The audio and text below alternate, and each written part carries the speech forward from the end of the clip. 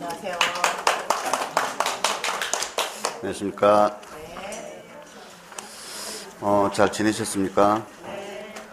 오늘 수업은 그 취득세 세율하고 그리고 취득세 부가징수 그리고 이제 등록면허세라는 세금하고 재산세 일부까지 보도록 하겠습니다. 좀 내용을 많이 하기 때문에 여러분들이 잘 따라오시기 바라겠습니다.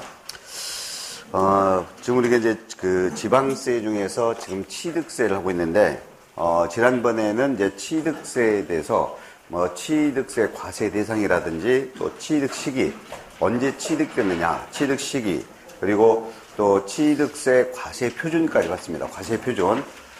이미 여러분들 아시다시피 모든 세금은 이렇게 산출한다 그랬어요. 과세 표준에 세율을 곱하여 산출 세금을 한다. 이렇게 세금을 산출하죠.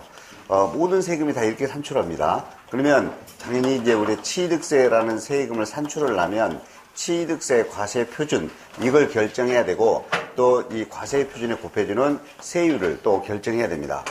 그러면 이 과세 표준에 대해서는 지난번에 했어요. 이 취득세 과세 표준은 취득세는 뭘 가지고 계산하느냐? 우리가 부동산 취득할 때만 시험에 나온다 그랬어요. 부동산을 취득할 때 취득세는 일단 원칙이 취득 당시 가액이다. 취득할 때 당시의 가액으로 한다.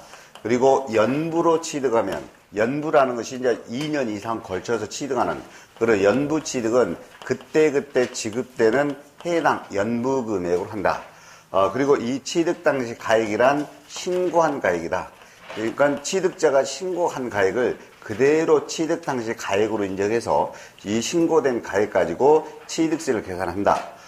그런데 이제 신고 가액이 없거나 또는 신고 가액 표시가 없어요. 또는 신고도 안 했다든지 또 신고 가액이 있는데 이 신고된 가액이 시가 표준액에 미달되면 시가 표준액에 의한다. 그리고 이때 시가 표준액이라는 것은 공시된 가액이다. 공시된 가액을 우리가 이제 시가 표준액이다 그랬어요.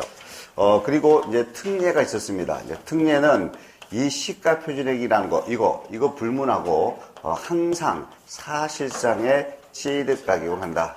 사실상의 취득 가격. 그러니까, 시가 표준액이 1억으로 되어 있는데, 사실상 경매가액이 6,500만 원이다. 그러면 시가 표준액 1억보다 6,500만 원이 미달되더라도 사실상의 취득 가격을 한다. 그리고 연부 취득은 당연히 그 연부 금액으로만 한다.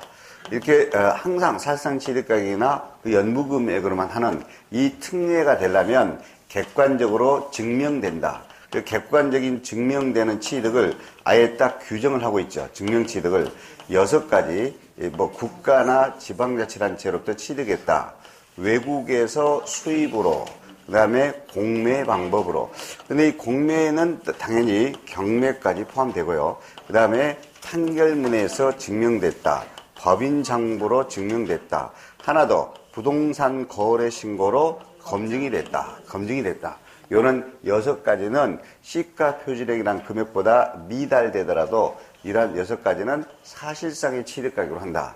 여기다가 이제 우리가 기타를 봤어요. 기타를 봤는데 여기서 이제 기타는 지목 변경이 좀 잘 출제되죠.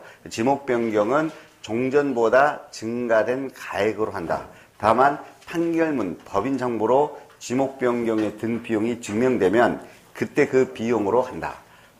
이런 내용까지 했습니다. 그러면 이번 시간에는 이 과세 표준, 여기 이렇게 신고가액이나 또는 시가 표준액이나 또는 이렇게 사실상 취득 가격 또는 기타 이 금액, 이 과세 표준, 이 금액에다가 곱해주는 세율, 이 세율을 어떻게 할 거냐 이거죠. 이 세율을 어떻게 곱해주냐에 따라서 이 산출세액이 달라버립니다. 세금으로 산출이 당연히 달라요.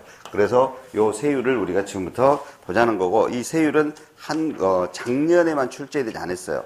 그래서 130쪽입니다. 자, 130쪽에 07에 취득세 세율입니다.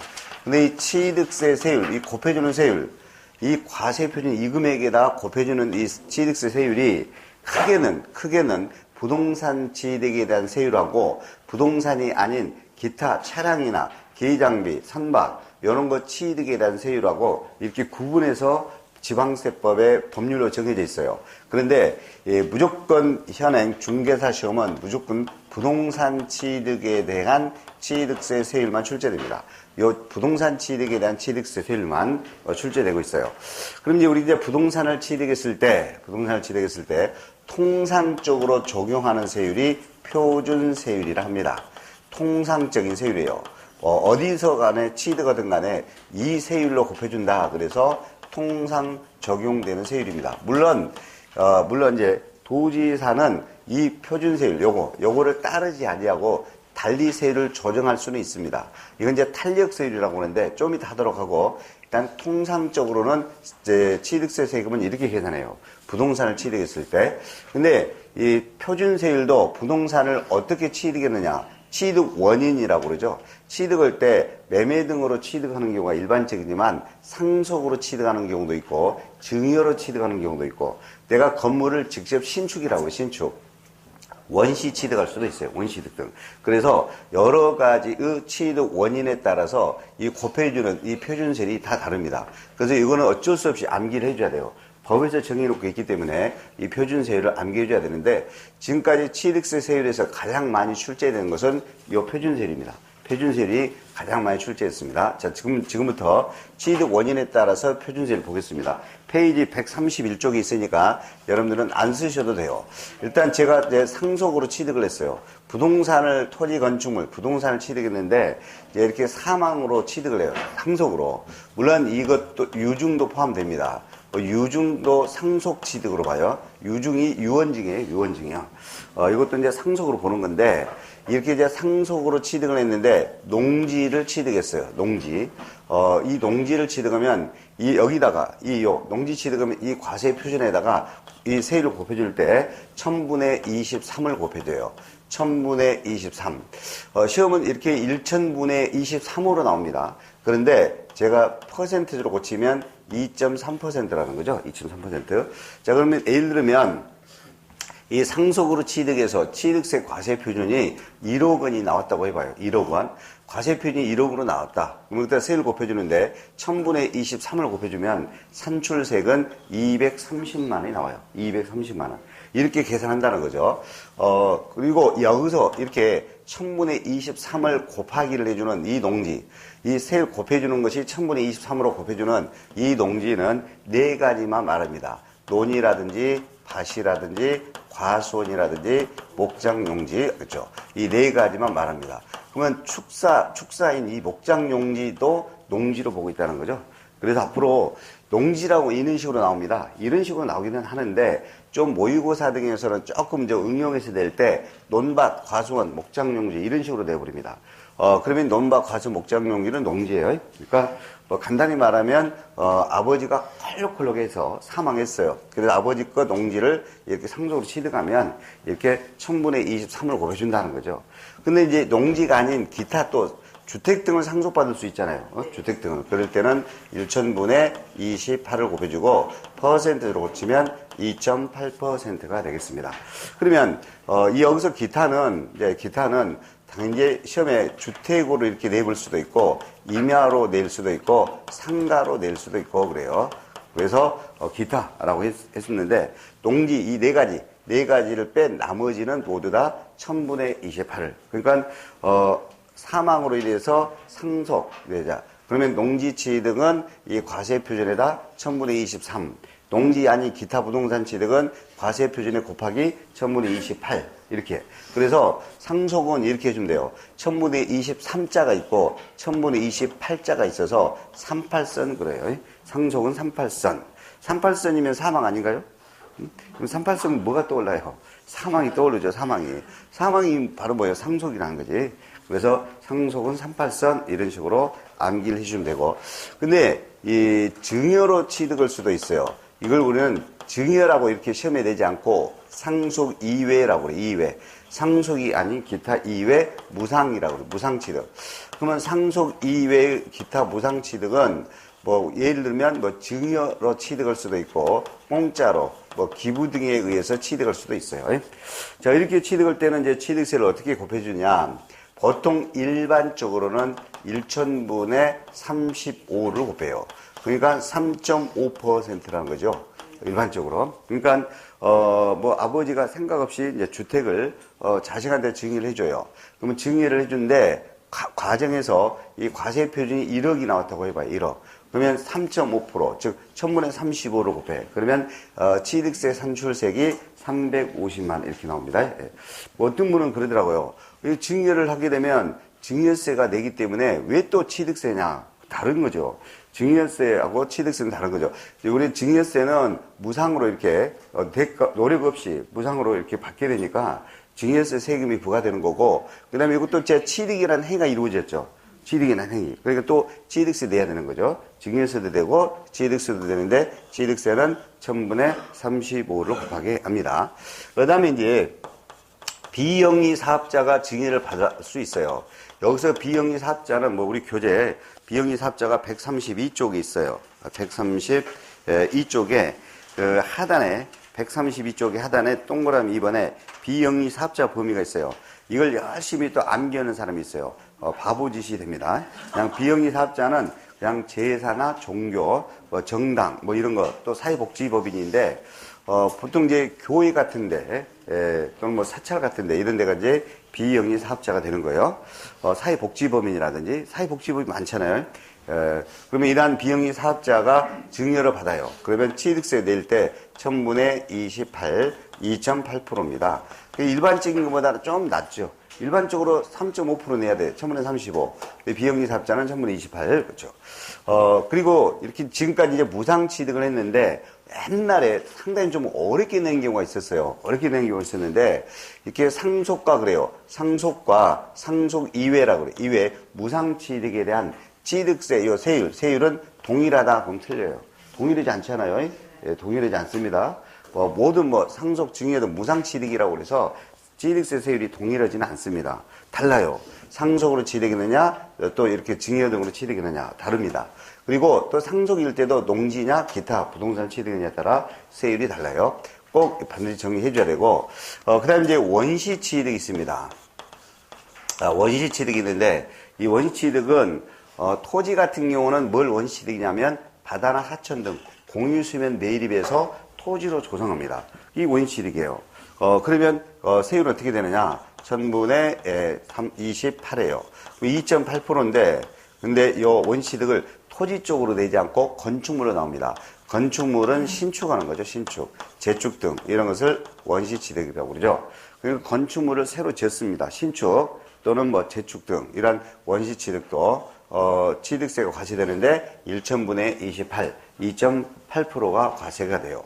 그 다음에 이제 분할하는 것이 있는데, 이 분할할 때요, 공유물 분할이 생깁니다. 공유물. 그럼 공유물 분할 어떻게 될 거냐? 분할의 경우는 각자 지분으로 계산한다라고 돼 있어. 각자 지분으로. 그러면 각자 이제 분할됐으니까 쪼개진 거잖아요. 각자 분할됐을 때 이제 이 취득세 됩니다. 근데 좀 적어요. 1000분의 23. 그래서 2.3%가 됩니다. 그래서 앞으로 공유물 분할에 대해서 지금 우리가 표준세율을 물어봐요. 1000분의 23 출제가 됐습니다. 그 다음에 합의물 분할할 수도 있고, 합의물. 조합의 재산은 합의물이라고 하잖아요. 합의물이라든지 총유물이라든지 이런 것도 또 분할될 수도 있어요. 합의물, 총유물 분할의 경우도 똑같아요. 1000분의 23, 2.3%. 그래서 앞으로 분할한다, 지분을 이전시킨다, 분할한다, 이런 거 나오면 쪼개지는 거, 이런 거 나오면 표준세율은 1000분의 23 이렇게요. 근데 이제 이런 걸 다 빼고 나니까 이제 기타가 있는데 이 기타는 이제 매매 등 유상승계입니다. 유상승계. 이제 남은 것이 이제 유상승계밖에 안 남았어요. 그럼 유상승계는 매매만 나오는 거 아니에요. 매매뿐만 아니라 교환도 유상승계예요. 교환. 네? 교환이다. 또 현물 출자다. 이것도 들어가요. 공매나 경매 등이죠. 기타 다 들어가요. 하여튼 이렇게 매매나 교환은 세율이 동일해요. 똑같이 유상승계로 보기 때문에 공매나 경매 등 다 이런 걸 유상승계로 보기 때문에 세율이 동일하는데, 근데 이제 유상승계를 했을 때, 유상승계 매매 등을 했을 때 농지는 좀 세율이 낮아요. 1000분의 30 그럽니다. 3%겠죠. 3%. 그죠. 농지는 이미 설명했습니다. 논밭, 과수원, 목적용지. 그러니까 논을 매매로 사거나 밭을, 과수원을, 또 목장용지를, 그렇죠? 이런 걸 하게 되면 1000분의 30, 그렇죠? 단순하게 농지 1000분의 30 이렇게 하지 마시고, 밭이나 과수원, 목장용지, 이렇게까지 출제가 됩니다. 옛날에 좀 상당히 어렵게 낸 경우가 있었는데, 다음 중에서 그랬어요. 다음 중에서 취득세 표준세율이 매매 등으로 취득했다라고 나왔어요. 유상승계 매매 등으로 취득했는데 취득세 세율이 다른 하나는 그랬어요. 다른 하나는 그래가지고 1번 논, 2번 밭, 3 과수원, 4 목장용지, 5 임야 이렇게 나왔어요. 5번 임야가 정답이었어요. 실제로 나왔습니다. 그러니까 단순하게 여러분들은 전문에 30 이렇게만 암기해서는 안 된다 이거죠. 이 농지까지 알아야 한단 말이에요. 농지 4가지까지 같이 공부를 해줘야 돼. 요즘은 단순하게 이런 것만 뭐 암기해가지고 답을 못 찾아요. 요즘은 좀 지문도 길게 나오고 종합적으로 문제되기 때문에. 그 다음에 이제 농지 아닌 이제 주택이란 말이에요. 이제 주택. 자, 주택은 이제 취득세 세율을 좀 적게 해줍니다. 주택은 꼭 필요한 거기 때문에. 이제 주택을 취득했습니다. 이렇게 매매 등으로. 그러면 6억 이하로 주택을 취득해요. 6억 이하로 취득하면 1,000분의 10, 1%만 냅니다. 1%. 그 다음에 혹시라도 6억이 초과되면 2%로 곱해주는데 9억까지입니다. 9억까지. 9억까지는 1,000분의 20을 곱해요. 그래서 2%입니다. 그 다음에 9억이 초과되는 주택을 샀다. 9억이 초과되는 주택을 샀다. 그러면 1,000분의 30. 그래서 3%가 됩니다. 뭐 잠깐 확인해 보면, 실제로 이렇게 나온 적이 있어요. 5억 원의 주택을 매매로 취득했을 때는 1,000분의 10으로 한다. 취득세 표준세율이 맞아요. 왜? 6억 이하까지니까. 그 다음에 이제 혹시라도 뭐 8억짜리 샀다. 그러면 6억이 초과됐잖아요. 그러니까 8억짜리는 1,000분의 20을 곱해. 그러면 8억 원에 1,000분의 20 그러면 1,600만 원이 산출세액이 돼요. 자, 우리가, 딱 6억짜리 샀다고 해봐요. 이하니까 6억까지 들어가. 그럼 딱 6억짜리 샀으면 1,000분의 10, 1%. 그러면 산출세액이 600만 원이야. 근데 8억짜리 샀네? 그럼 6억이 초과되죠? 그러면 8억 곱하기 1,000분의 20. 그럼 28에 16. 1,600만 원으로 산출세액이 꽁충 뜁니다. 그 다음에 9억이 초과된 거. 1,000분의 30. 3%로. 예를 들면 10억짜리 샀다. 10억짜리. 그러면 9억이 초과되죠. 1,000분의 30을 곱해. 그럼 10억에 1,000분의 30을 곱하면 3,000만 원이 산출세액이 돼요. 그렇죠? 자, 그리고 지금 농지하고 주택만 봤단 말이에요. 여기에 들어가야 돼요. 여기인데, 제가 이쪽에다 쓸게요. 여기. 요 농지 주택 이외라고 해요. 농지 주택 이외예요. 이외 기타라고 그러죠. 기타. 농지, 논밭, 과수원, 목장용지, 농지, 그 다음에 주택이 아닌 기타요. 그러면 기타는 임야가 들어가기도 하고, 상가가 들어가기도 하고, 공장도 들어가기도 하고, 농지 외의 일반 나대지, 토지 등, 일반 토지 등이에요. 일반 토지 등. 뭐 이런 것들은 1,000분의 40 그럽니다. 그러니까 4%가 산출세액이 돼야 되죠. 그러니까 상가들, 실제로 나왔어요. 상가로 나왔습니다. 상가로 취득했다. 매매로. 그러면 1,000분의 40. 그러면 과세표준이 상가가 10억짜리를 취득했다. 그러면 10억 과세표준에 1,000분의 40. 그러면 산출세액은 4,000만 원이 됩니다. 취득세 산출세액이 4,000만 원이 된다. 그래서 지금까지 취득세에 대한 표준세율을 봤습니다. 보세요. 어떻게 취득했느냐 이거요. 상속으로 취득과 증여로 인한 취득은 취득세 세율이 분명히 다르게 됩니다. 또 원시 취득도 세율이 다르게 되고 또 유상승계도 세율이 다르게 되고 그 다음에 이 상속하고 매매 등 유상승계는 농지냐 기타 부동산을 취득했느냐 매매 등도 농지냐 또 주택을 취득했느냐 기타 부동산을 취득했느냐에 따라서 세율이 이렇게 각각 다르게 됩니다. 각각 다르게 돼요. 그래서 이 표준세율 요 정도까지는 여러분들이 알아두셔야 됩니다. 그리고 여기서 비영리 사업자가 누가 되는지 구체적으로 읽어볼 필요도 없고 농지도 요 4가지 정도만 아시면 되고 뭐 농지에 대해서도 더 읽어볼 필요가 없습니다. 예를 들면 뭐 이런 것도 우리가 농지에 포함한다고 나와요.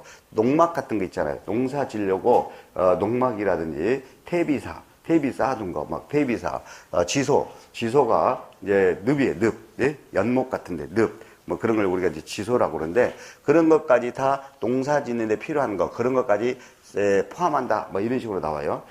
목장용지도 사료밭까지 포함된다. 뭐 이런 식으로 나옵니다. 뭐 그런 구체적까지 볼 필요 없고, 논밭, 과수원, 목장용지를 농지를 한다. 농지는 상속일 때 1023, 기타 부동산은 1028. 이런 식으로.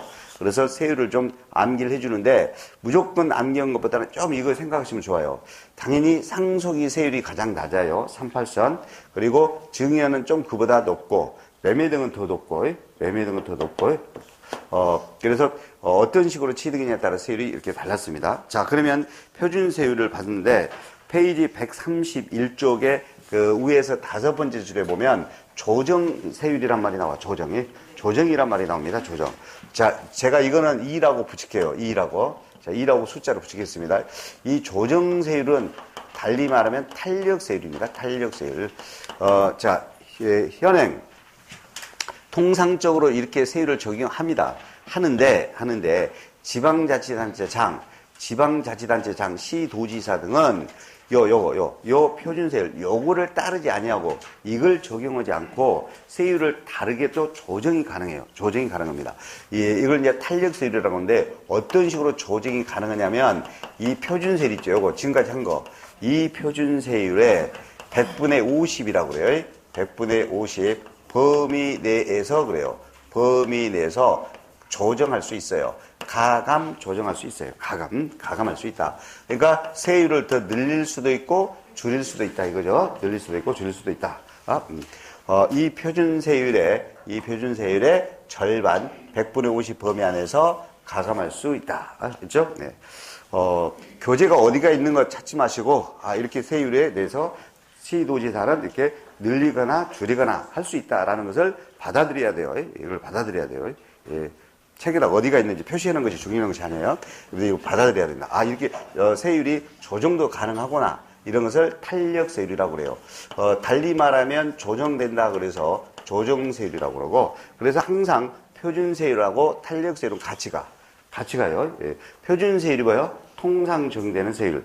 탄력세율이 뭐요? 이 표준세율, 이걸 따르지 아니하고 얼마 범위 내에서 조정이 될 수 있는 세율이 탄력세율이에요. 거의 따라갑니다. 그러면 취득세도 이렇게 탄력세율이 있지만 등록면허세도 탄력세율이 인정돼. 재산세도 탄력세율이 인정돼요. 그런데 취득세 탄력세율하고 조금 달라. 약간씩 차이가 있어요. 나중에 또 설명하겠습니다. 자, 그 다음에 이제 지금까지 탄력세율까지 봤고요. 그 다음에 중과세가 있습니다. 중과세율이라고 그래요. 당연히 취득세를 이렇게 표준세율로 이렇게 과세하지 않고 세금을 더 많이 내도록 이런 걸 이제 중과세율이라고 해요. 생각해 보세요. 어떤 자가 돈이 많다고 막 그 사치성인 해운조 골프장 또는 뭐 별장 등을 취득을 해요. 고월학장 등을 취득해. 그럼 이런 사람들한테는 세금을 좀 많이 내도록 해야 되죠. 그죠? 물론 이제 이 사치성인 취득한 사람은 불만이 있을 수 있어요. 내 돈 갖고 내가 사는데 뭔 취득세 많이 내라고 하냐 이렇게 할 수도 있겠지만 그러나 당연히 그 사람들은 능력이 더 많으니까 세금을 더 많이 낼 수 있는 능력이 있기 때문에 더 많이 부담을 해야 된다. 그래서 법률에서 이렇게 이제 중과세율을 정하고 있는데 이 중과세율은 세 가지 형태가 있습니다. 제일 많이 출제되는 것이 사치성 재산이죠. 사치성 재산인데 이 사치성 재산을 취득하면은 세금을 엄청 많이 내도록 합니다. 적용할 때 세율을 적용할 때 당연히 표준세율보다 더 많이 내도록 해야 되니까 합산한다라고 그래요. 합산. 이렇게 이해를 해야 돼요. 합산한다. 이렇게 합산한다. 무조건 암기하려고 하지 마시고 사치성 재산은 요 세율보다 더 플러스 더 늘어난단 말이에요. 더 합산. 그래서 합산한단 말이 나오는데 어떻게 합산하느냐? 중과기준세율이라고 있어요. 이 중과기준세율은 또 법률로 정해놨어요. 지방세법에 보면 중과기준세율이란 1,000분의 20으로 한다라고 돼 있어요. 그러면 1,000분의 20이란 말은 퍼센트율 2%란 말이에요. 그럼 이 중과기준세율이라는 요 2%에다가 100분의 400으로 합산합니다. 100분의 400으로 시험 문제가 나오는데 교재는 4배라고 돼 있어요. 4배라고 돼 있는데 시험은 절대 4배라고 안 나옵니다. 여러분들이 뭐 다른데 뭐 암기해 주는 거 보면 4배라고만 써졌어요. 시험은 절대 이렇게 안 나옵니다. 4배라고 이렇게 안 나와요. 그래서 시험은 중과기준세율의 100분의 400을 합산한다. 이런 식으로 나와요. 100분의 400으로 합산한다. 그러면 요 편하게 보면 2%가 중각 기준세율이고 요놈의 4배수니까 2%의 4배수니까 편하게 보면 8%가 되겠죠. 8%가 더 늘어난다는 거죠. 8%가 더 늘어난다. 요 8%라든지 4배 이런 식으로 안 나와요. 중각 기준세율의 100분의 400을 합산한다. 편하게 보면 이제 8%가 합산되는 것이죠. 이렇게 합산해주는 사치성 계산은 5가지가 있는 거예요. 별장이 있습니다. 여러분 그 교재 134페이지 사치성 계산이 있고 135쪽에 가로 1번 별장이 있습니다. 자, 별장은 뭘 우리는 말하냐면 그 별장은 이제 원래 주거용 건축물이에요. 주거용이에요. 주거용이면 늘 뭘로 써야 돼? 주거용으로 말 써야 돼요. 근데 주거용으로 늘 사용하지 않고 피서로, 휴양으로, 놀이 등 이런 목적으로 쓰여지는 건축물 및 토지를 별장으로 봅니다. 근데 원래는 주거용에 해당되는 건축물 및 토지예요. 원래는 주택이었다 이 말이에요. 주택인데 늘 이걸 주거용으로 이용하지 않고 피서나 놀이, 휴양 등으로 쓰여지고 있는 이 건축물이라든지 이에 딸린 토지를 묶어서 우리가 별장이라 한다 이 말이에요. 별장이라 한다. 그런데 단서는 있어요. 단서는 요즘 이제 토요일 날도 휴무제가 되다 보니까 이제 시골 읍면이라고 그래요. 읍이나 면 단위 지역에서 조그만 주택을 가지고 있어요. 예를 들면 규모가 적어야 돼. 대지 면적이 660제곱미터 이내 등 그런 그 법률로 정한 그런 농어촌 주택이라고 있어요. 이거는 사치성인 별장에서 제외됩니다.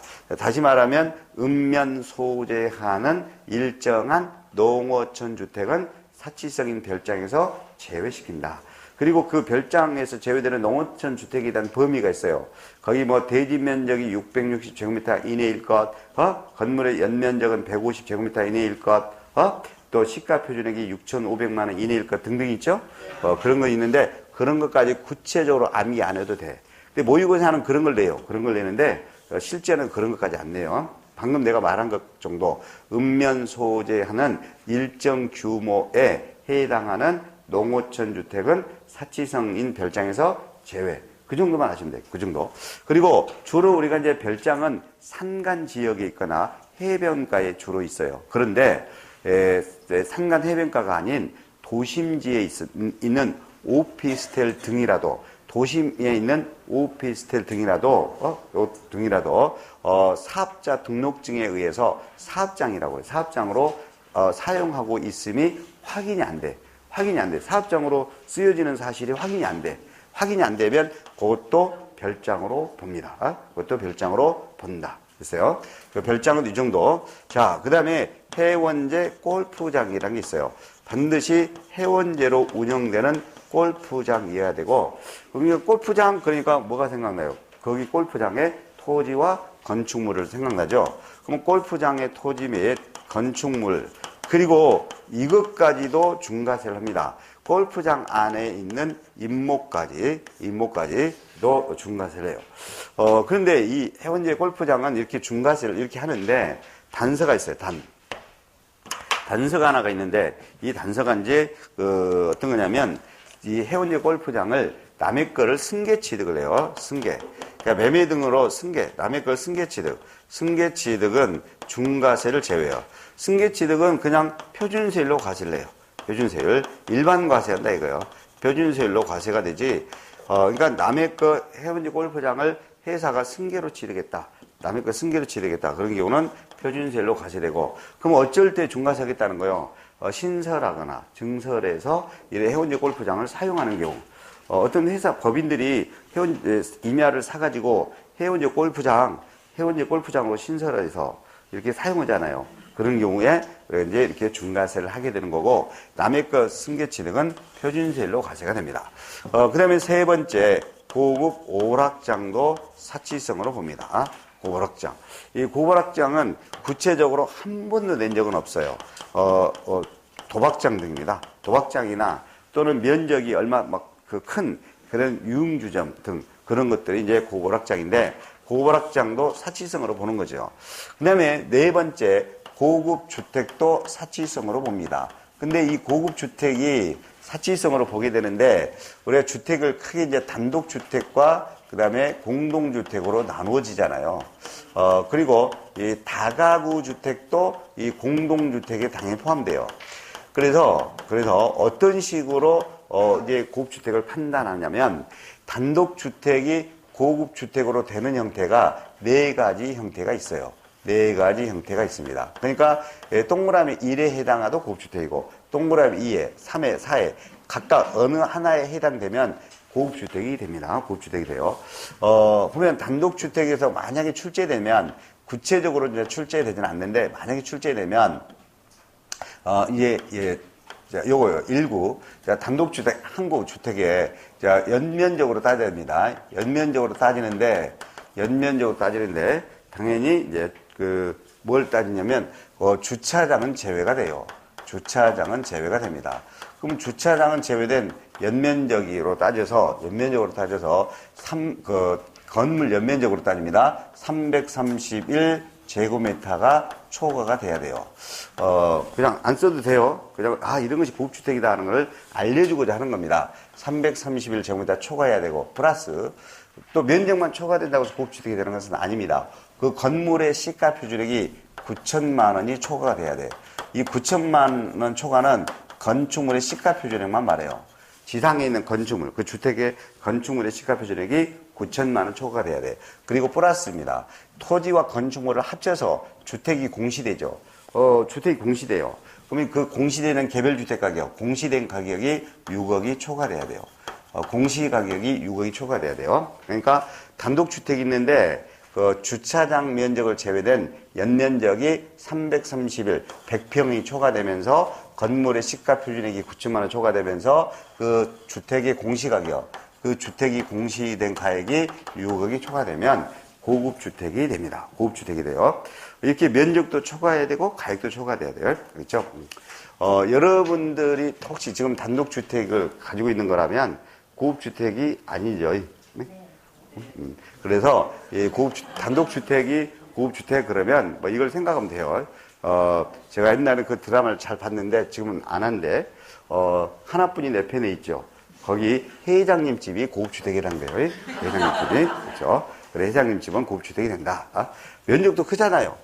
네, 면적도 크고, 그 다음에 이 건물 시가 표준이 무조건 9천만 원 초과가 되겠지. 그 주택 공시가격 6억 초과가 되겠죠? 그런 것들이 고급주택이 된다. 또 동그라미 2에, 3에, 4에도 있는데 생략하겠습니다. 여기까지 구체적으로 낸 적이 있어요. 지금까지 낸 적이 15회 때 낸 적이 있는데, 하여튼 15회 때 구체적으로 해가지고, 그때 좀 난리 났었잖아요. 그래서 구체적으로 안 내니까, 이렇게 면적도 초과, 가액도 초과되는 것이 고급주택이구나. 그 다음에 만약에 내면, 이걸로 낼 거란 말이에요. 공동주택으로 낼 거란 말이에요. 자, 공동주택, 고급주택. 자, 1구예요, 1구. 1구라면은 우리가 큰 아파트 한 동짜리가 있어요. 그 한 동 전체를 따지는 것이 아니라 한 가구, 가족이 살 수 있는 그런 구획된 부분이 이 1구가 되는 거예요. 제가 지금 402호에 살아. 그러면 402호 내 자체만 1구가 되는 거예요. 그러면 그 1구 연면적, 근데 1구 연면적인데 꼭 공용면적은 제외예요. 그럼 공용면적은 제외되면은 전용면적으로만 따져야 돼. 전용면적으로만 따져야 돼. 그러면 공용면적 제외된 연면적이 245제곱미터를 초과해야 돼. 그러면서 240제곱미터 초과하면서 공시가격이 6억도 초과돼야 돼.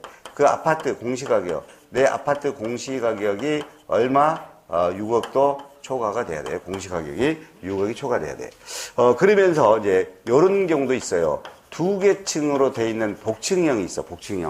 복층형 아파트는 274제곱미터를 초과해야 돼. 복층형은 274제곱미터 초과해야 되는데, 일반적인, 그런 복층이 아닌 일반적인, 그런 한 개층으로 돼 있는 한 개층 부분은 245제곱미터를 초과해야 됩니다. 그러니까 다시 말하면, 공동주택, 아파트 경우는 공용면적을 제외된 전용면적으로 245제곱미터 초과하면서 그 아파트 공시가격이 6억이 초과되면 고급주택이 되는 거고, 복층형으로 되어 있는 아파트는 274제곱미터가 초과되면서 6억이 초과되면 고급주택이 되는 것이다.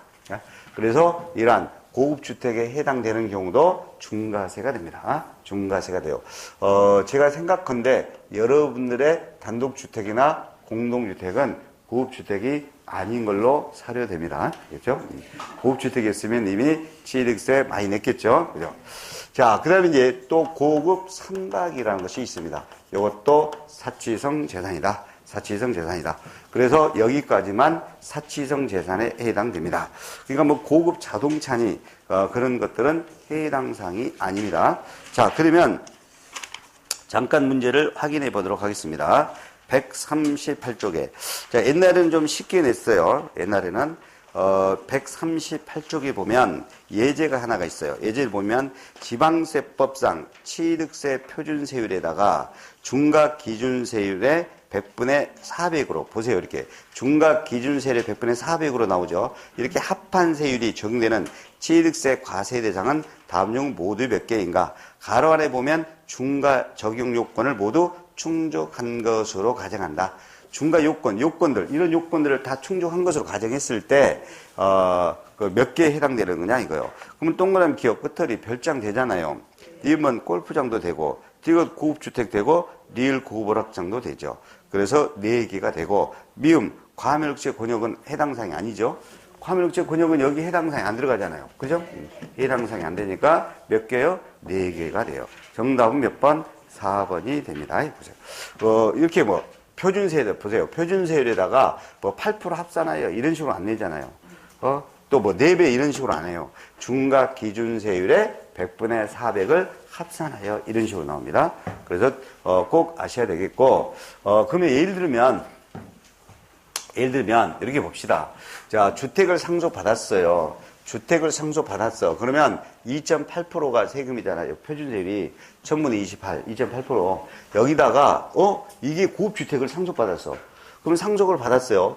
주택을 그러면 1000분의 28이 표준세율이요. 그러면 1000분의 28에다가 이게 고급주택이요. 그러면 8%를 더 플러스 해준다 이거요. 그럼 2.8%에 8%가 플러스 되면 10.8%예요. 10.8%. 그렇죠? 10.8%. 자, 그 다음에 유상승계 쪽으로 해봅시다. 유상승계 쪽으로. 자, 매매로 취득을 했습니다. 일반 상가를. 그럼 일반 상가를 매매 등으로 취득하면, 여기 들어가네. 일반 상가 등을 매매로 취득했어. 그러면 1000분의 40, 4%지. 근데 이 취득된 상가가 고급 오락장이야. 큰 유흥주점, 고급 오락장이야. 그러면 여기다가 8%가 플러스 돼. 그러면 4%인데 거기다 8%가 플러스 되면 12% 세금을 내는 거야. 12% 세금, 그렇죠? 그래도 안 놀래네요. 작살 나는 거예요. 쉽게 말하면 사치성 계산은 작살 나는 거예요. 그런데 중과세, 취득세 중과세가 요 하나만 있는 건 아니에요. 조금 전에 제가 3가지 있다고 그래서 두 번째 봅시다. 두 번째. 과밀 억제 권역 내입니다. 과밀 억제 권역이라고 돼 있는데 이 과밀 억제 권역은 페이지 어디 있냐면은 139쪽에 있어요. 139쪽에 제일 위에 보면 심화학습에 과밀 억제 권역이 있는데 과밀 억제 권역은 서울특별시, 인천광역시 그리고 경기도 14개 시라고 써져 있어요. 그래서 이거를 다 그걸 암기한 사람이 있어. 그것도 바보예요. 그냥 과밀 억제 권역이라면 수도권 그런데 수도권에 수도권이다. 그러면 이런 과밀 억제 권역 내에서 그래요. 수도권 내에서 인구가 많이 집중되어 있기 때문에 인구를 억제하자 이거예요. 인구 집중을 억제하자. 그래서 과밀 억제 권역 내에서 사업용으로 취득합니다. 뭔가 사업용. 이 사업용에 대한 부동산 등, 자산 등을 취득을 해요. 이 사업용의 부동산 등을 취득해요. 그러면 중과세가 되는데 어떤 식으로 계산하느냐? 이렇게 계산한다는 것이죠. 적용세율은 표준세율 그래요. 표준세율에다가 당연히 합산합니다. 합산되는 거죠. 그러면 어떻게 합산하냐? 중과기준세율이 1,000분의 20, 2%였었잖아요. 요것에 곱하기 100분의 200으로 2배로 그래, 2배로. 사치성 계산은 100분의 400으로 합산했는데 요것만 달라져. 100분의 200으로만 달라져. 100분의 200으로만. 어떤 분이 다른 데서 강의했더니 이 부분은 너무나도 어렵대요. 그래요. 어려워요. 그래요. 뭐가 어려워요? 여기는 사치성은 4배고, 여기는 뭐요? 2배로만 달라지는 건데, 예? 과밀억제 권역 부분은 2배로만 달라져요. 4배가 2배로만. 그렇죠? 차이가 이것밖에 없어요. 그러니까 2%의 2배니까 4%가 합산되는 거지. 4% 합산. 이렇게 4% 합산되는 것을 또 2가지가 있단 말이에요. 이 2가지를 아셔야 된다 이거예요. 2가지를. 이제 제가 쓰면 여러분들 쓰니까 안 쓰고 교재를 보겠습니다. 교재를 보겠어요. 페이지 140쪽에, 일단 139쪽에 가로 1번이 있습니다. 139쪽 가로 1번에 보면 이렇게 과밀억제 권역에서 그래요. 법인이라고 돼 있죠. 네. 법인으로 돼 있으니까 모든 법인이에요. 모든. 그러니까 비영리법인을 포함해요. 영리법인이 있고 비영리법인이 있다니까. 근데 비영리법인을 포함한 법인의 본점이나 주사무소라고 돼야 돼. 지점은 해당이 안 돼요. 본점 주사무소에서 사업용 부동산만 돼. 사업용. 사업에 이용되는 부동산을 취득한단 말이야. 이런 경우만 해당되고요. 사업용 부동산이라고 돼 있어요.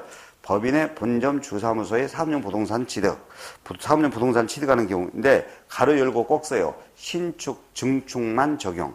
신축이라는 것, 증축만 적용합니다. 신축할 때, 증축할 때, 이때만 이렇게 중과세를 해요. 신축할 거나 증축할 때만.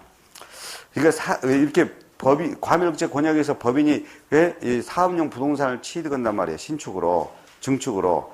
그러면은 사람이 인구가 더 많이 집중될 수 있기 때문에 이제 그러지 말아라는 의미로 중과하겠다 이거예요. 그리고 140쪽으로 갑니다. 140쪽에 또 가로 2번이 있습니다. 또 과밀억제 권역에서 공장을 신설이란 말 나와요. 증설하기 위해서 사업용 과세 물건의 취득이라고 돼 있어. 과밀억제 권역에서 공장을 신설합니다. 증설해요. 그러면서 사업용 과세 물건인데, 여기도, 지금 과밀억제 권역품인데, 동그라미 1항에서 다만, 산업단지란 말 써져 있어요. 산업단지, 또 공장, 유치한단 말이에요. 유치지역. 끝들이 공업지역은 제외. 예? 어디는 중과세 제외요? 중과세 안에 산업단지나 유치지역이나 공업지역은 제외. 예? 공업지역 등은 제외된다. 당연히 그래야 되겠죠. 그러니까 과밀억제 권역에서 공장을 짓습니다. 증설해요. 그러면서 사업용 과세 물건을 취득해요. 그러면 중과세가 되는데, 근데 어떤 경우는 제외된다? 산업단지나 공장 유치지역, 또 공업지역은 당연히 제외돼요. 그리고 나머지 내용, 동그라미 2번부터 쭉쭉 있어요. 141쪽까지, 동그라미 4번까지 쭉쭉 있는데, 그런 것은 안 읽어봐도 됩니다. 그런 부분까지. 옛날에 막 20문제 나올 때에는 이런 부분도 가끔씩은 냈는데 지금은 거의 다루지 않고 제가 강의한 수준 정도로만 출제됩니다. 그 다음에 또 중과세가 또 있어요. 자, 중과세가 지금 가로 1 사치이성 재산 받고 가로 2 과밀억제 권역 봤어. 가로 3이 또 있어요. 가로 3이. 가로 3은 대도시 내 안이라고 돼 있어요. 여기서 대도시라는 것은 이 과밀억제 권역을 말해요. 이거 봐요. 과밀억제 권역인데 거기서 과밀억제 권역에서 산업단지가 제외돼요. 과밀억제 권역 부분에서 산업단지가 제외되면 대도시라고 그래요. 그러니까 똑같아. 대도시도 과밀억제 권역이에요. 단 거기서 뭐가 제외돼? 산업단지가 제외돼. 그걸 대도시라고 그래. 그러면 여기 보세요. 대도시 안에서 법인의 이제 법인의 뭐 설립 등이 설립한단 말이야. 설치 등 한단 말이야. 설치. 대도시 안에서 이제 법인이 막 설립도 하고 설치도 한단 말이야. 설치, 전입 등에 그리고 이런 걸 우리가 이제 설치, 전입 등. 그래서 설치 등의 설립, 전입 등 이건 부동산 취득이라고 해. 무슨 취득? 부동산 취득. 법인의 설립 등 부동산 취득. 여기는 사업용이란 말이 안 들어가기 때문에 여기는 비사업용도 포함돼. 사업용이 아닌 비사업용, 업무용이 아닌 비업무용, 모든 부동산 취득이에요. 그럼 어떻게 하느냐? 여기서는 중과세를 이렇게 합니다. 중과세 이렇게 해요. 대도시 내로가 나오면 이렇게 계산해야 돼. 이렇게 계산. 이 표준세율, 중과세 해야 되니까 이 표준세율에다가 무려 100분의 300을 해버립니다. 표준세율에 100분의 300을 해버려. 3배를 해버려. 3배. 표준세율을 3배를 한 다음에 다시 마이너스 합니다. 마이너스는 중과 기준세율. 중과 기준세율이 조금 전에 2%라고 그랬죠? 요놈의 100분의 200. 100분의 200. 자, 100분의 200이니까 이제 2배가 되겠네요. 2배.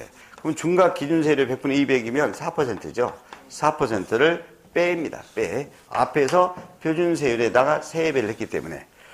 그래서 앞으로 대도시에서 법인의 설립 등 부동산 취득 중과세는 표준세율의 3배가 된 다음에 다시 빼줘야 되죠. 중과 기준세율 2%에 2배를 빼주게 됩니다. 2배를 빼주게 된다. 조금 좀 차이가 있죠. 과밀업체 권역은 표준세율에다가 합산해 주는 거고, 그 다음에 대도시에서는 표준세율에다가 3배수가 됐으니까 다시 중과 기준세율의 2배수를 마이너스를 하게 됩니다. 자, 그러면 이렇게 되는 거. 대도시 이런 것도 2개가 있어요. 2개가 있습니다. 그래서 지금 이것도 2개, 가로 1, 가로 2 2개를 이제 교재를 통해서 또 확인해 주겠습니다. 제목 정도로만 아시면 돼요. 자, 141조 가운데 3, 대도시 안에서 부동산 취득에 대한 중과세가 있죠. 중과세가. 자, 다음에 해당하는 부동산을 취득했을 때 취득세는 표준세율의 100분의 300이라는 말 써 있어요. 100분의 300에서 중과 기준세율의 100분의 200을 뭐라고 돼 있어? 빼내다 밑줄. 가산이란 말 나와버려요. 그럼 틀려요. 빼가지고 해야 돼요. 뺀 세율을 적용한다. 자, 어떤 것들이 있느냐 이거예요. 어떤 것들이 있느냐. 넘깁니다. 142조. 142조. 제목만 필요해. 제목만. 가로 1번. 대도시에서 뭐라고 됐어요? 법인의 설립 등 부동산 취득.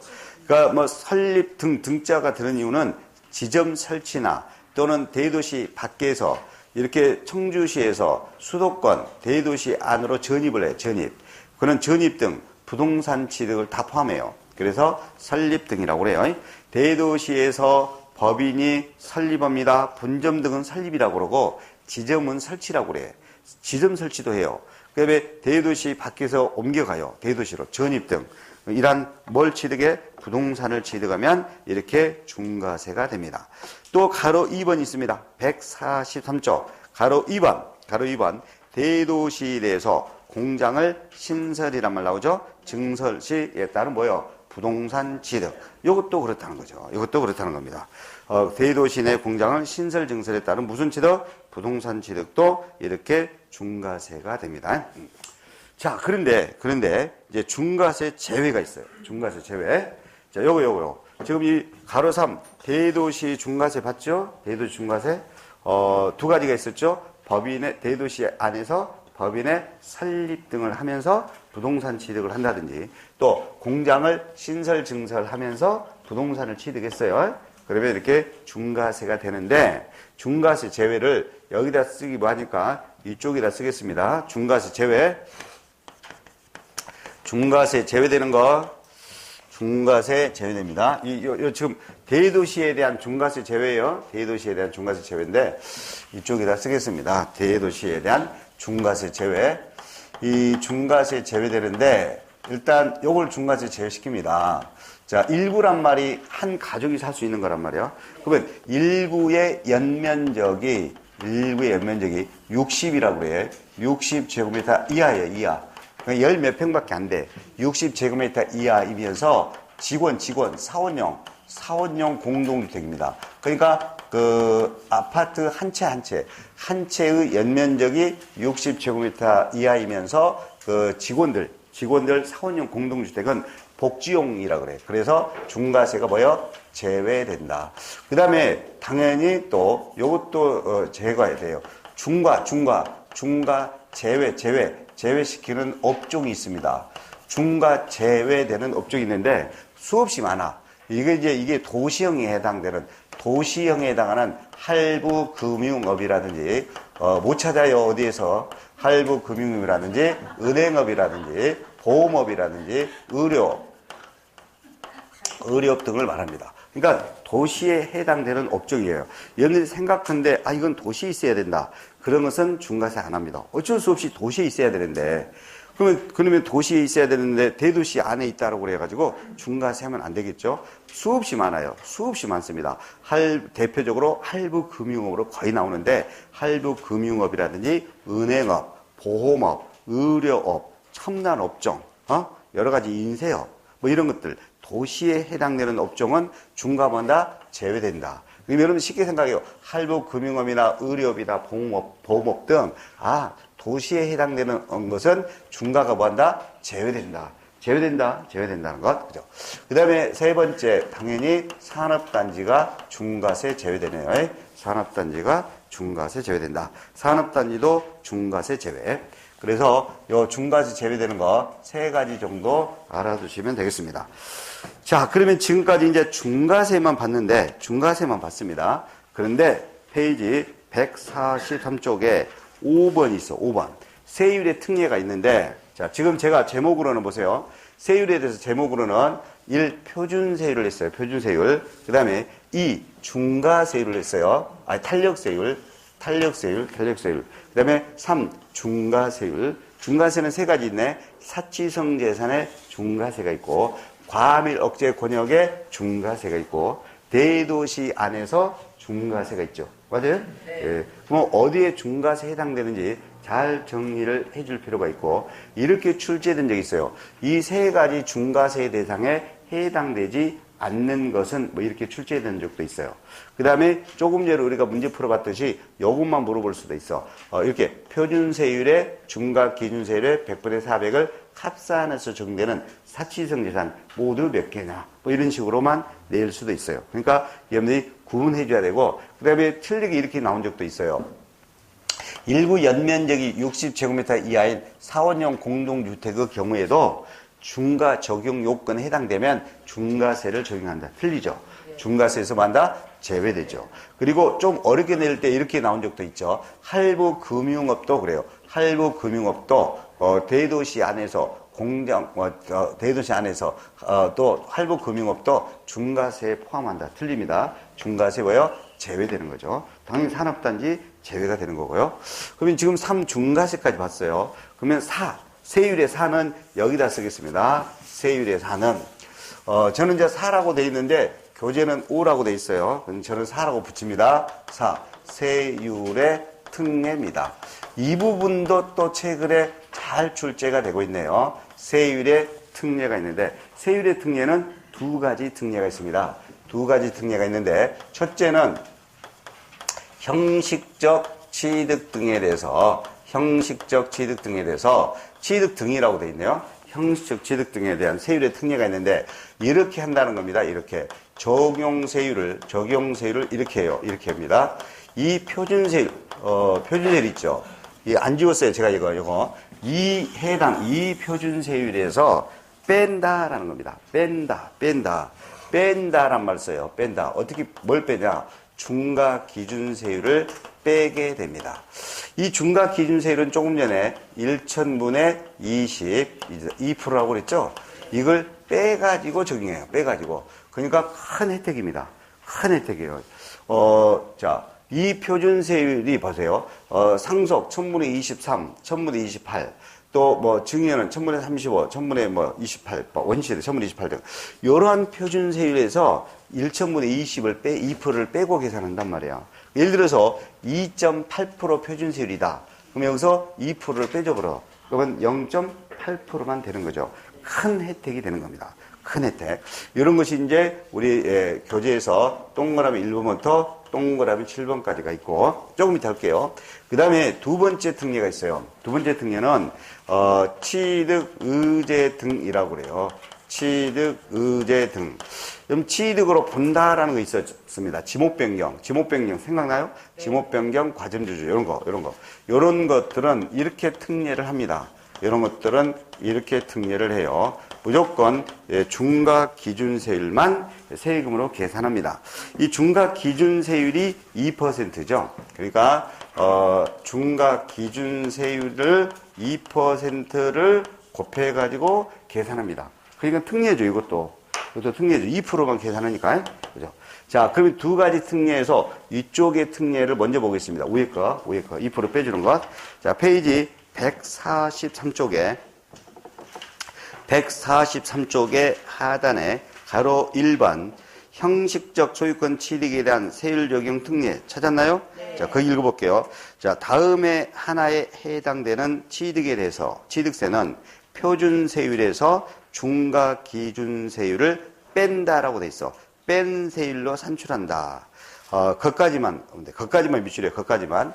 자, 표준 세율에서 중과 기준 세율을 뺀 세율로 세액을 산출한다. 이렇게 계산한다. 세금을 이렇게 계산한다. 뒤에 읽어볼 필요 없어요. 이렇게 하는 것들이 어떤 것들이냐. 144쪽입니다. 제가 안 하는 것은 과감히 넘어가도 돼요. 144쪽에 이제 나옵니다. 동그라미 1번부터 7번까지. 자, 동그라미 1번부터 7번까지인데 어쩔 수 없이 이것도 이해를 하고 그냥 그대로 또 받아들여야 돼요. 자, 동그라미 1항은 판매 등기를 병행하는 부동산의 매매다. 그리고 판매 기간이 있죠. 그 판매 기간 내에 매도자가 판매가 됐어요. 이랬을 때 그 매도자와 매수자 간의 취득. 그러니까 둘 당사자 사이에 판매 기간을 정해놓고 그 판매 기간 내에 서로 간에 당사자 간에 매도자, 매수자 서로 간에 이렇게 취득은 형식적인 당사자 간의 취득에 불과하다. 그래서 이렇게 중과 기준세를 빼고 계산하겠다. 이거 빼고 계산한다. 동그라미 2항입니다. 상속으로 인한 취득이에요. 근데 다 그러진 않아요. 기억을 보면 상속으로 취득을 했는데 1가구 1주택을 취득해야 돼요. 1가구 1주택을. 그러니까 1가구란 말은 한 가족이에요. 앞으로 지방세, 취득세, 등록면에서 재산세 등은 한 가족을 1가구라고 그러고 종합부동산세나 양도소득세는 한 가족을 국세는 1세대라고 그래. 그러니까 1가구 1세대 똑같은 말이에요. 지방세법은 한 가족을 뭐라고 그래? 1가구. 그 다음에 국세는 종합부동산세 등은 1세대 그래요. 그러면 제봐요. 자, 1가구, 우리 가족 1가구가 주택이 없는 상태예요. 무주택 상태예요. 근데 마침 아버지가 콜록콜록 하다가 사망을 했어. 그래서 아버지 그 주택을 취득해요. 그럼 아버지 그 주택을 취득하면서 그 1가구가 1주택이 되는 거예요. 1주택이. 그러면 혜택 줘야지. 취득세 세금을. 1가구 무주택자가 상속으로 주택을 취득했으니까 이렇게 2%를 빼가지고 세금을 계산하겠다 이거예요. 2%를 빼고 계산하겠다. 근데 1주택을 상속으로 받았는데 이게 고급주택이야. 그러면 제외돼. 고급주택은 이런 혜택을 안 해줍니다. 자, 상속으로 해야 돼. 상속으로 1가구 1주택 취득은 이렇게 2% 빼주는데 고급주택은 제외. 농지취득은 생략하겠습니다. 농지취득도 되기는 하는데 그 니은은 생략하고요. 또는 3항입니다. 법인의 합병으로 인한 취득까지만 밑줄이에요. 단서는 절대 안 나옵니다. 법인의 합병으로 인한 취득. 동그라미 4번으로 넘어갑니다. 공유물 분할, 합의물 분할입니다. 또는 지분 이전. 자, 조금 전에 여기 보세요. 공유물 분할하면 표준세율은 1천분의 23이에요. 합의물 분할도 분명히 1천분의 23이에요. 그런데 지분이 초과되지 않는 상태. 원래 자기 지분이 있을 거 아니에요. 그러면 그 지분이 초과되지 않은 상태에서 나눠지면 2%를 빼주겠다 이거야. 그러면 1000분의 23이 분할인데 공유물 합의물 분할이 1000분의 23이 표준세율인데 여기서 1000분의 23에서 1000분의 20을 빼버리면 1000분의 3만 내. 1000분의 3만. 0.3%. 에이, 분할이면 표준세율을 물어보면 1000분의 23만이에요. 1000분의 23이면 2.3%예요. 거기서 여기서 1000분의 22% 빼줘봐. 그러면 1000분의 3만 대 0.3%? 0.3%만 돼요. 네. 뭐 또 이렇게 해준다고요? 공유물이나 합의물의 분할도 그렇다, 이거예요. 분할도 그렇다. 1000분의 20을 빼준다. 그 다음에 동그라미 5항, 건축물의 이전도 그럽니다. 건축물 이전도 해당됩니다. 물론, 건축물이 옮겨진 건데, 이쪽에 건축물이 이쪽으로 다른 쪽으로 옮겨진 거란 말이야.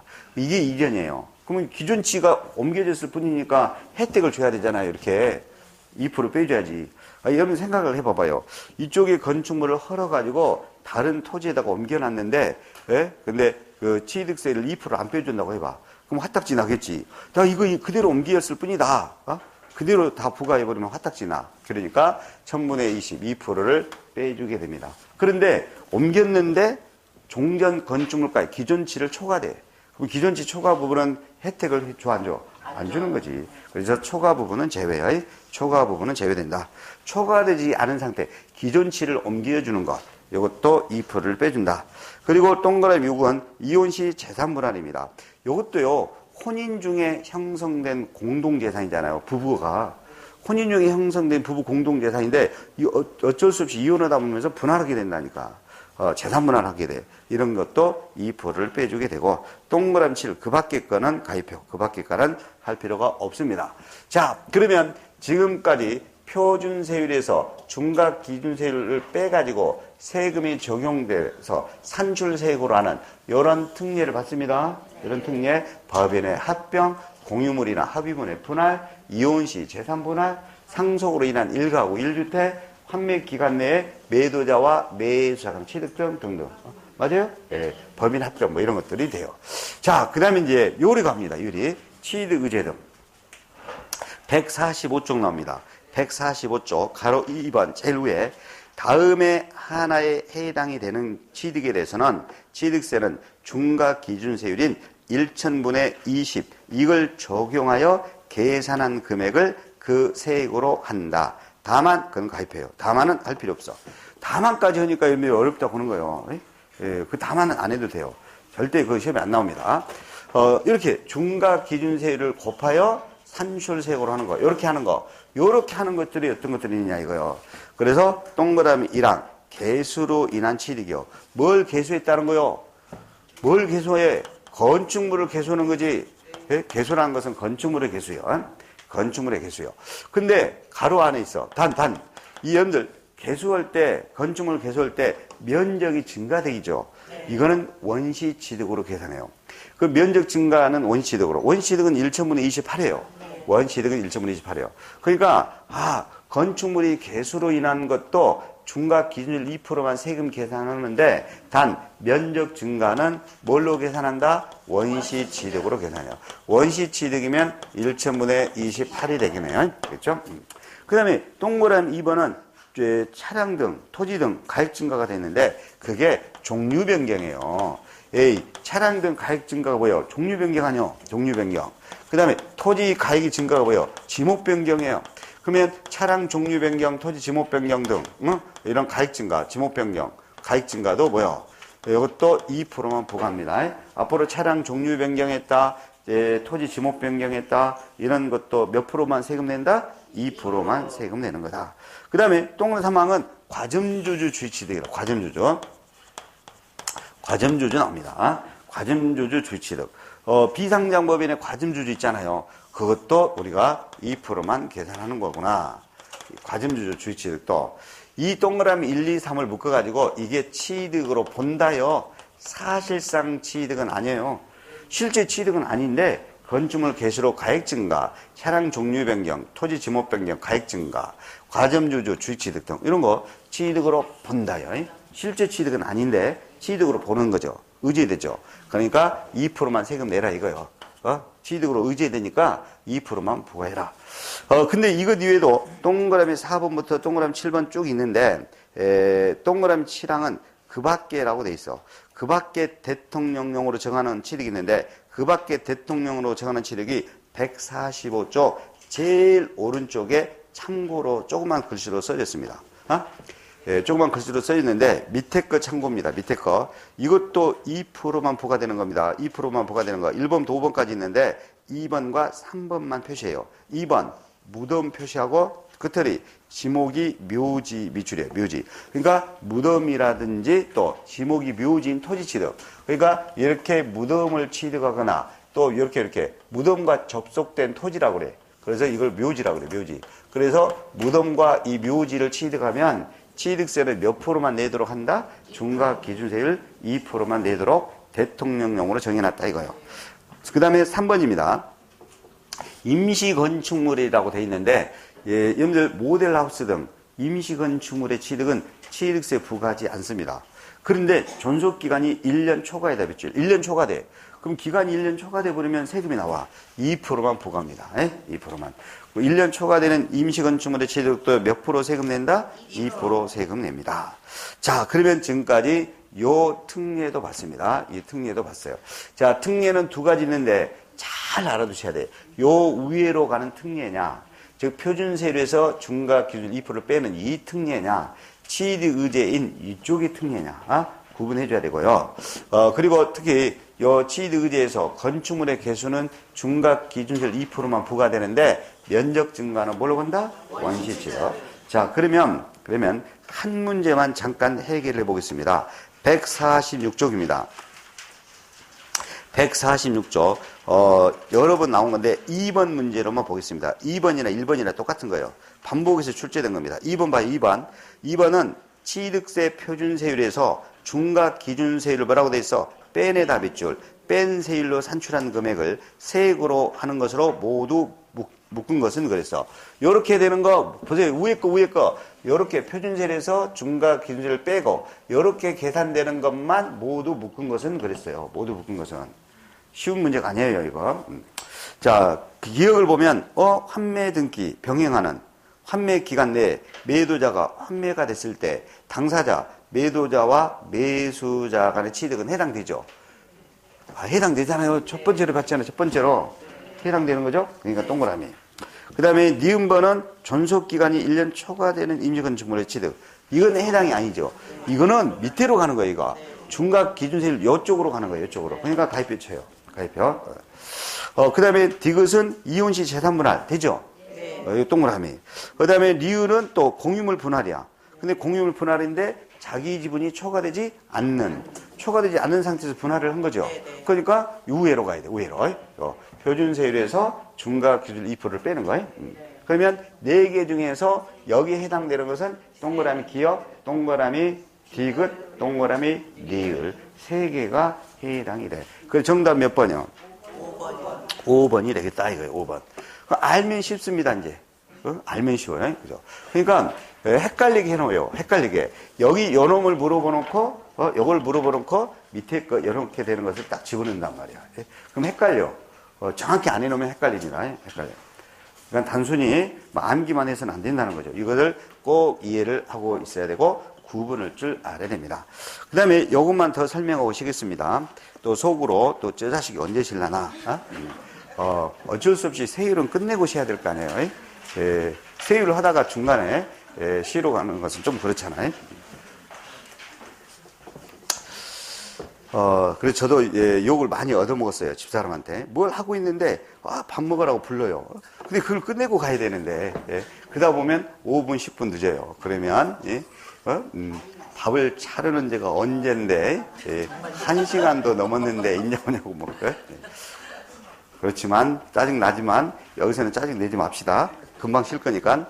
147쪽에 그 세율 적용이라고 돼 있는데 6으로 돼 있는데 저는 4까지 했잖아요. 이렇게 4까지 했으니까 5라고 하겠습니다.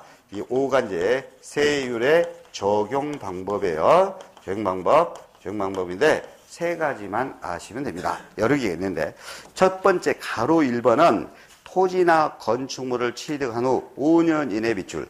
5년 이내에 그래. 5년 이내에 이런 식으로 중과세 대상 이렇게 사치성, 과밀억제 권역 등 5년 이내에 이렇게 별장등이 돼요. 5년 안에. 그러면 중과세를 적용하여 세금을 또 추징합니다.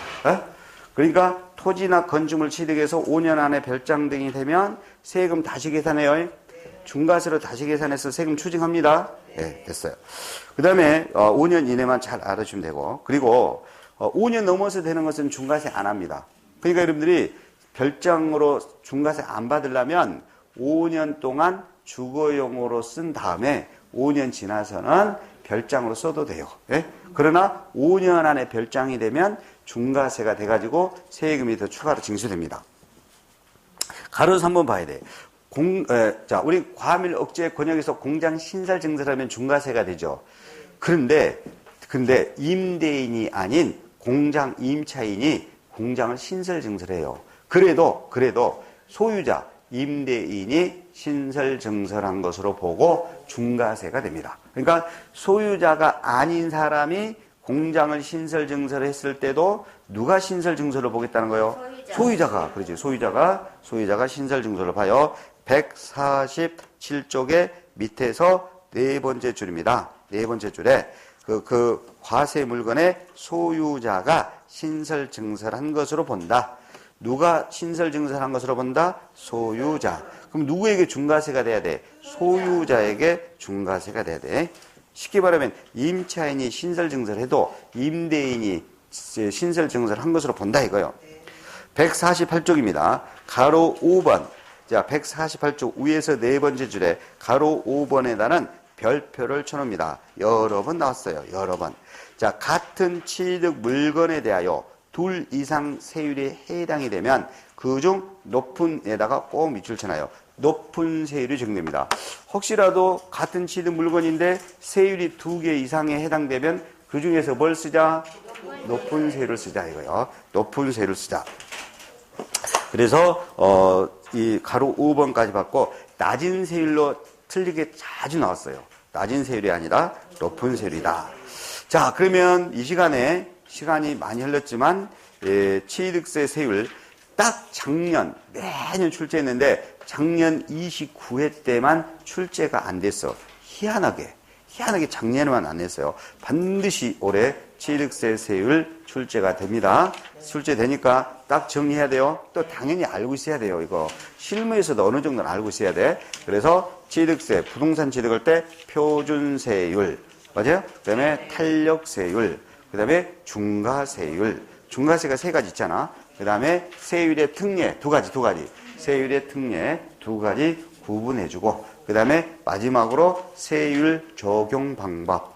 소유자가 신설증서를 한 걸로 본다. 그 다음에 둘 이상이 해당될 때는 높은 세율을 적용한다 등. 5년 안에 중과세 되면 세금이 추징된다. 5년 이내 되면 세금이 추징된다. 이런 것들을 정리하고 있으면 객관식 시험이기 때문에 여러분들이 틀리지는 않습니다. 그러면 다음 시간에는 이 세율을 또 봤으니까 취득세가 어떤 식으로 또 부과 징수되는지 이 부분도 한 번도 빠지지 않고 출제됩니다. 다음 시간에 보도록 하겠습니다. 좀 쉬겠습니다.